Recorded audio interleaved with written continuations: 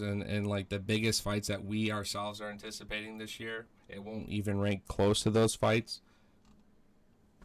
But there are some good veterans on this card.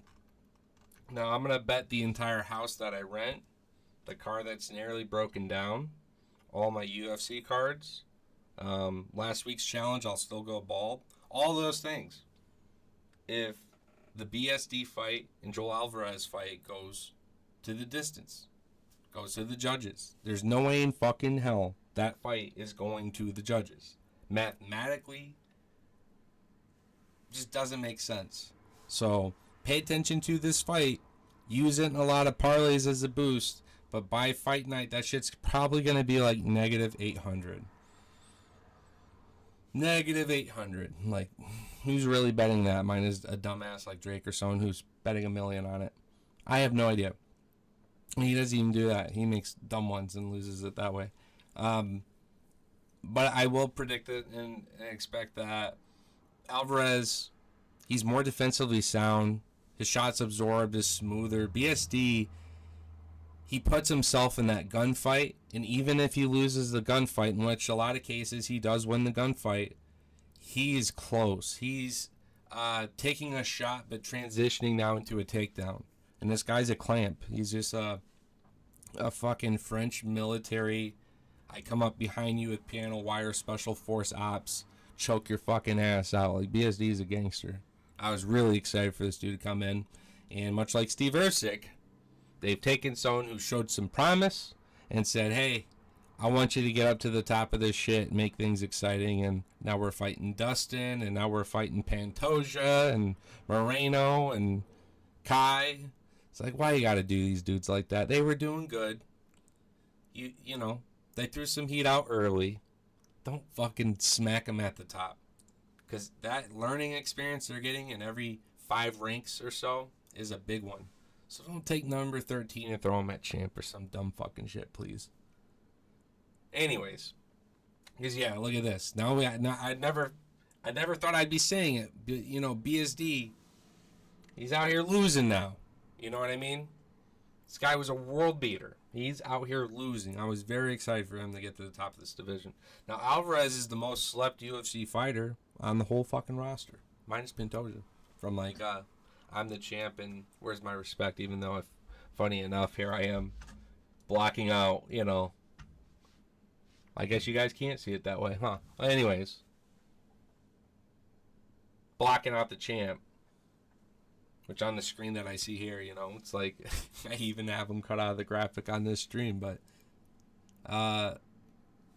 you know, there's just certain things that fans want to see. We love finishes. We love guys who, even when they're losing, they're going for it. Even when they're winning, they're going for it. We want people who aren't clubbing to the side, that actually want to post up and leverage that new 12-6 rule, transition into some kind of submission if that next given up with some ground and pound, like, the wet blanketing world of MMA is not fun anymore.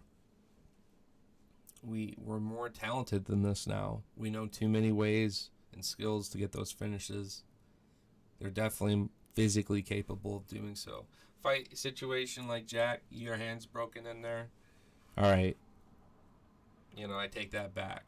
Like Umar, his hand apparently, even though he should have said something, could have been an excuse. I have no fucking idea what his situation was, but yeah, if your arm or your hand's fucking broken in there, okay, touche. These dudes just try to hold on, they try to grapple, and they try to just hug waist, and I just don't see it going their way. I don't know, but yeah, I think Benoit, his shots absorbed, is gonna get him caught out in this fight. Alvarez is very lengthy, he's very strong. He's very powerful. He's got that snap. I think when I think of Alvarez, I think of this other, you know, I think of Ignacio. He's big. I'm powerful. I can finish the fight anywhere, any opportunity you give me. I think the trick is getting close into the void and going to the body and just hitting a nasty fucking like shot to the rib. It's like them rib shots can take someone really tough and put them out of a fight regardless. It's hard to fight through. Well, that ripping, swinging cartilage in the bone. Um, but yeah, I think BSD has to get in through the void, connect hard to Alvarez on the body. And the thing is, I think BSD, he loves the head hunt. He's gonna go for that jaw. His kicks are great, but not in this fight. They're not.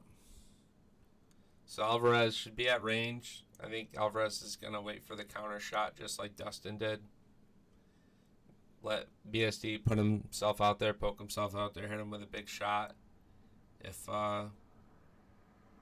it hits, I see BSD getting slept more than I see the choke happening, honestly, in this fight, just because of the gunfight. But if it goes to the ground, which Alvarez doesn't have the most crazy takedown defense either. He's like a 40, 50% takedown defense. I know that just got a little squashed from old dude from South Haven.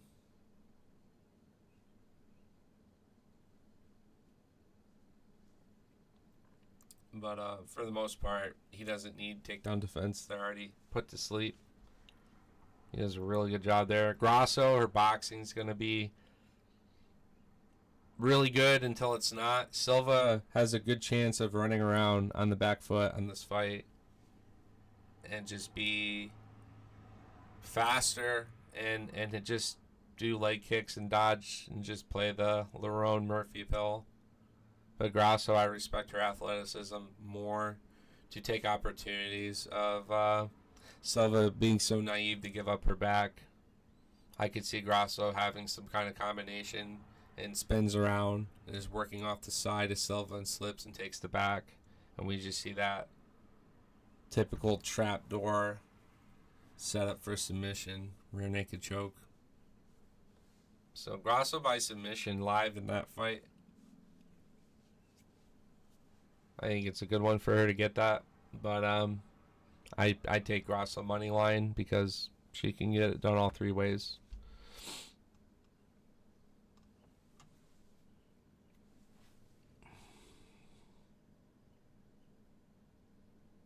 So yeah, Jose Aldo, this is obviously the fight we were hoping we could have had Cruz, hoping we could have had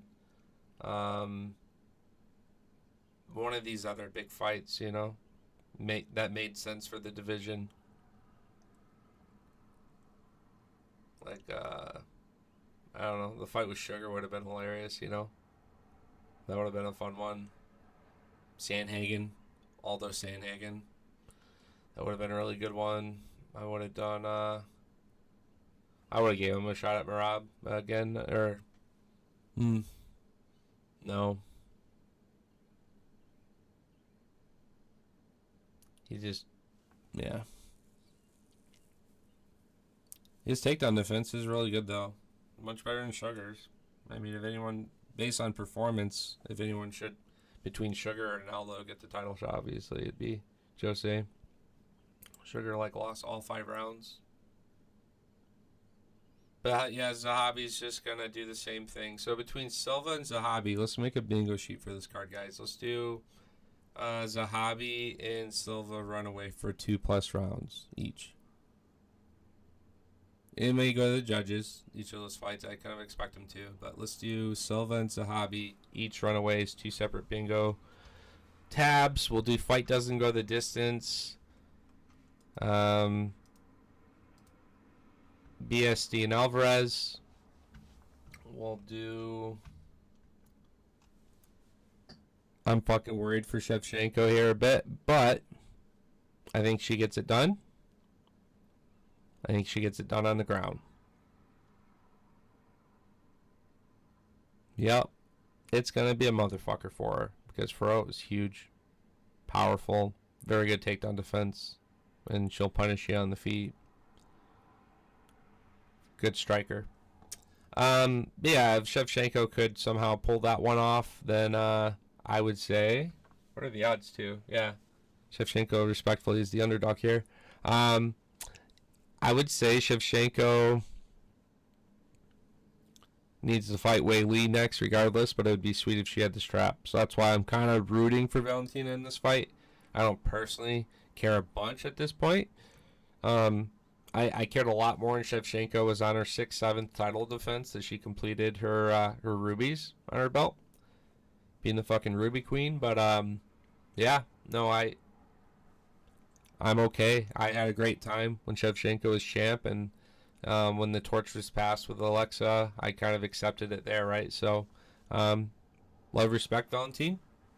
I think this is a great opportunity for Marone at the same time, especially if she's going to be around for a bit more, right? Holding it down. But yeah, I think Weili can come up. I think Weili can come up and do some dangerous things with her wrestling.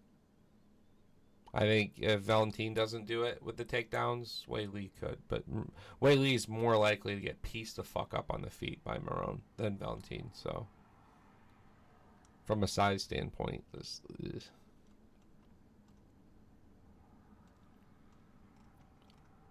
And then obviously the main event. I'll admit I'm a little bit more worried with Jack with his hand not being a full 100%. We're smiling, we're getting back into the camp, and we're doing the things we love again. But you also should have maybe had like another fight before this one. And I know you don't determine when your opportunity to get a title fight is. So, in one of the most competitive moving divisions right now, take that shot. All it takes is one. You know, Jack's a very tough, durable guy. He's kind of like that Mike Hell, who just had his knockout this last week. He'll lose an arm in there and want to resume the fight. Like, you have to kill him to get him out of there, and he won't tell you, hey, this is broke. He's gonna fight through it.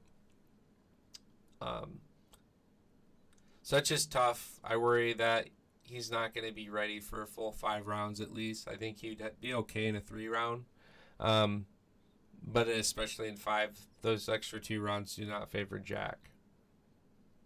So Jack's got to get it done early. He's got to find an opportunity, not to necessarily stop the machine, you know. And Muhammad, he's gonna get his takedown on you. It's just, what is he doing once he's established the takedown? What does that guard look like? And what shots are you landing and exchanging and investing early on him each time the fight gets reset to the feet? Because you may only have 4 or 5 opportunities like that in a fight at all.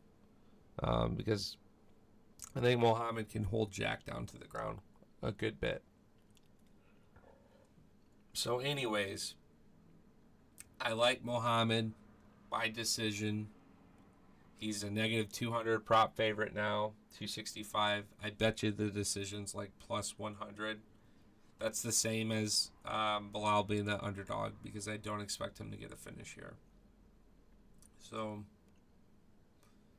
that's an opportunity, or you could take probably double method at, I don't know, negative 100.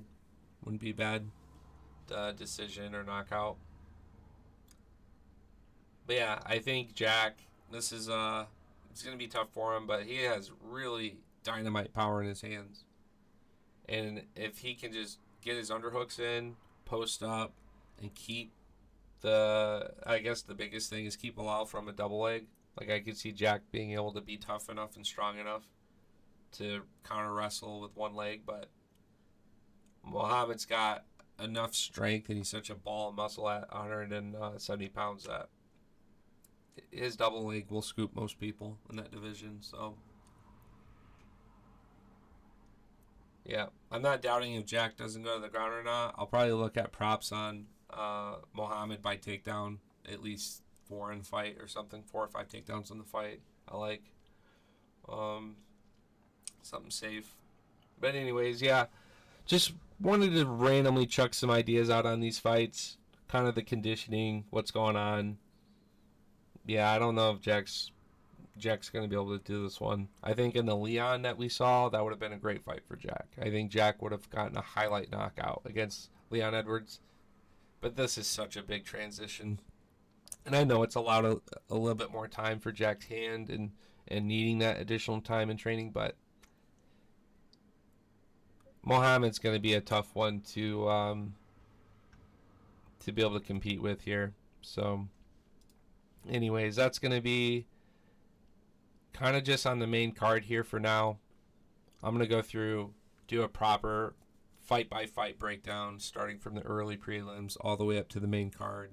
Give you the fighter and the method I expect to win. If I have any stake involved or like it enough for a parlay leg, I'll mention it there. My biggest lock on 315 is that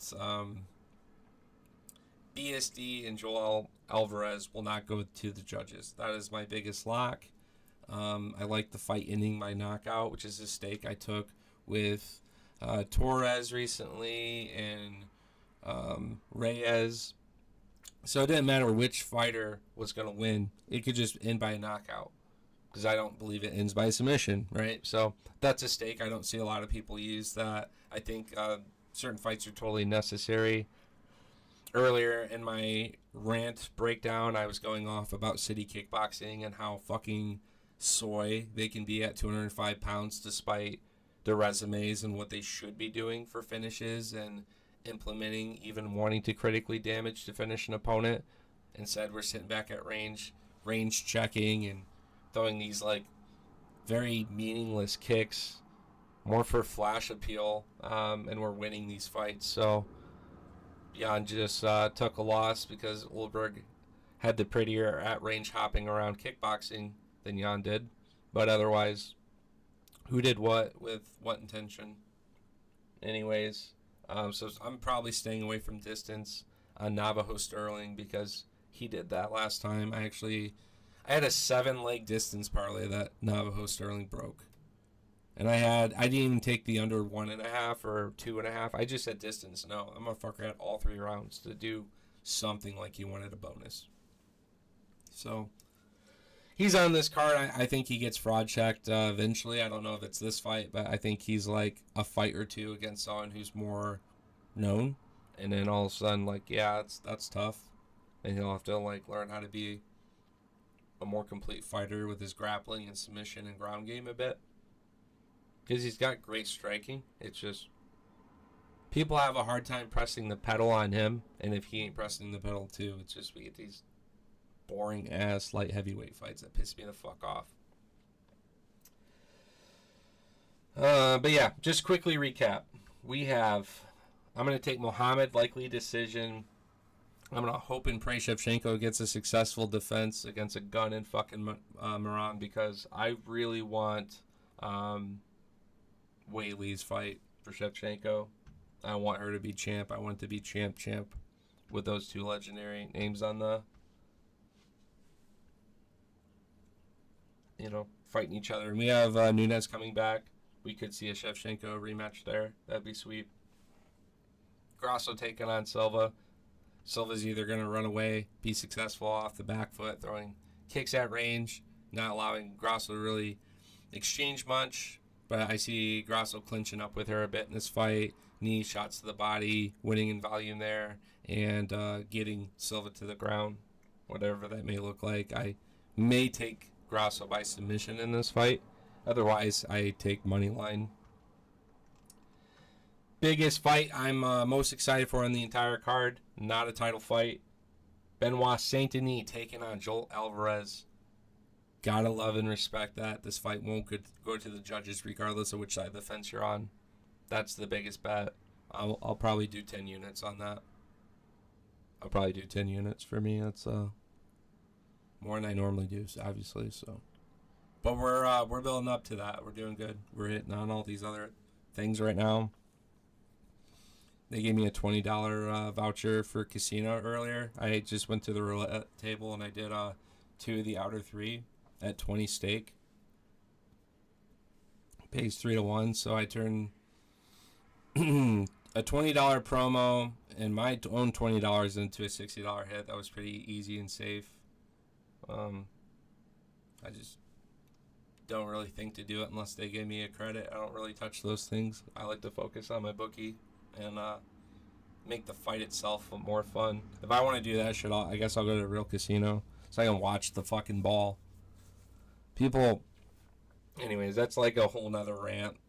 That's like a whole nother fucking rant. I won't get into that, but it's like, goddamn, you guys are trusting an app a lot for something you can't see.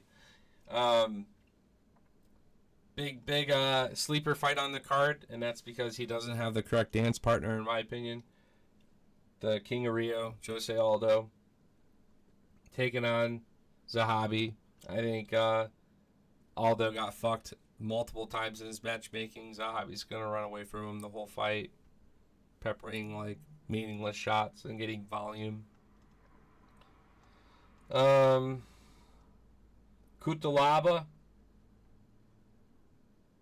he's kind of an odd one. You think he's on his way out, he comes back in.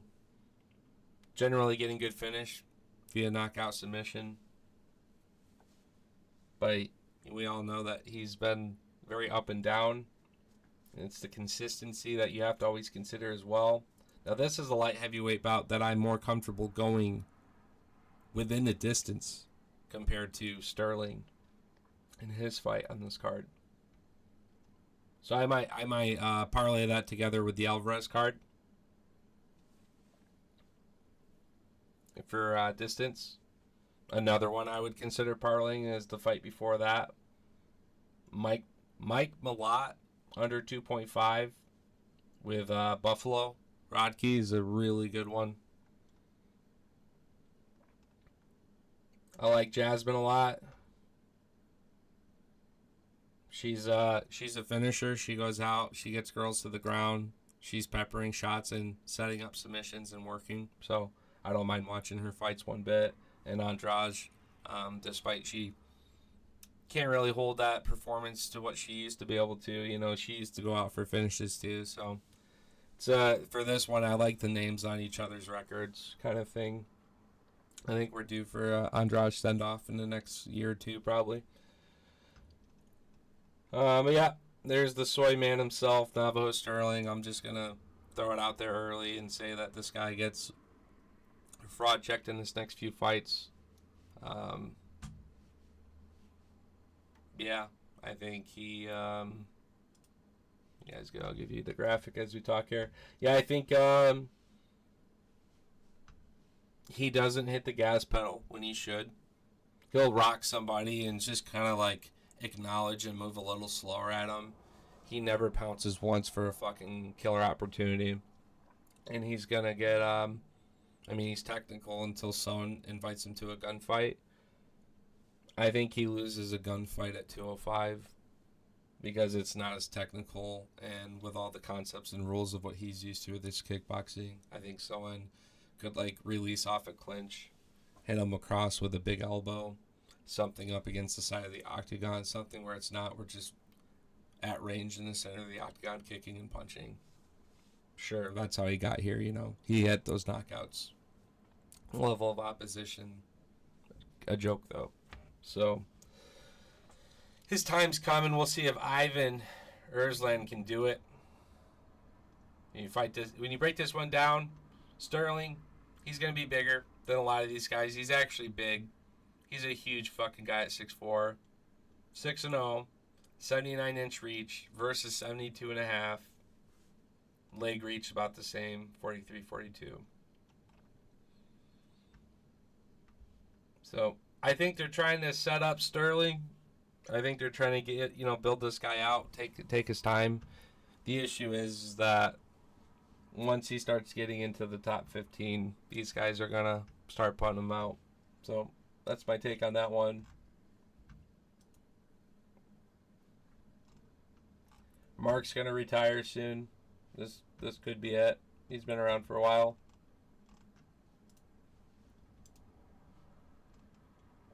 Silva, he's always live in a fight. If his live prop was ever super high because he's losing the first round, I would take it live prop.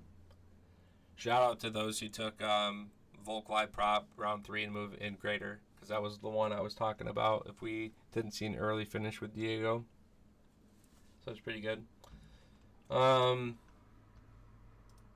It's kind of a pick'em fight for me here between Lee. I've liked Lee a little bit. He gets after it.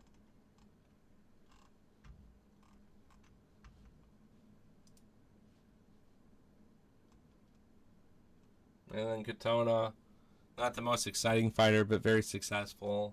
Very good at implementing the game plan. Because he's putting out volume and striking. It just isn't doing a lot of damage, but you combine it with all of his takedowns and control time, and the fact that he can eat some ridiculous fucking shots. It's hard to imagine him losing a lot of these fights. He has proven to be beatable. This has happened. But that's a very good record for how young he is in UFC. And he's just showed a lot of promise. Even in some of these fights he's losing, he showed promise to, like, just be a fucking clamp. Be a vice in a fight where he might lose the first. He might lose the first one real bad, but he'll come alive out of the dead and win the last two of these 3-round fights. You know, his cardio's what's keeping him going.